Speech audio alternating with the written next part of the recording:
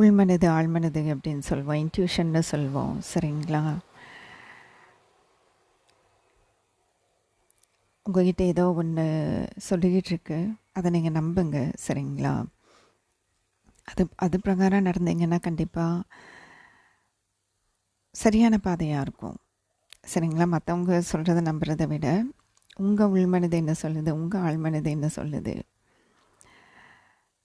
அப்படிங்கிறத கேட்டு நடந்துக்குங்க. அப்படி நடந்தீங்கன்னா நீங்கள் போகிற பாதை மிக சரியான பாதையாக இருக்கும். பிரபஞ்சம் உங்கள் கூட இருக்குது,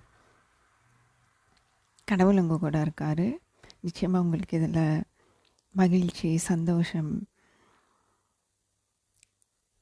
நம்ம சரியான இடத்துல சரியான நேரத்தில் சரியான இடத்துல இருக்கோங்கிற ஒரு திருப்தி கண்டிப்பாக இருக்கும் உங்களுக்கு. இது வரைக்கும்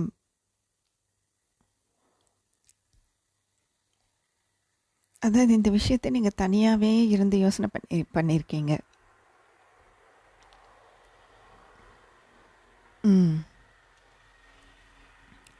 தனிமையில் உட்காந்து யோசனை பண்ணியிருக்கீங்க இந்த விஷயத்த. சரிங்களா? என்ன விஷயம்னு பார்த்துடலாம்.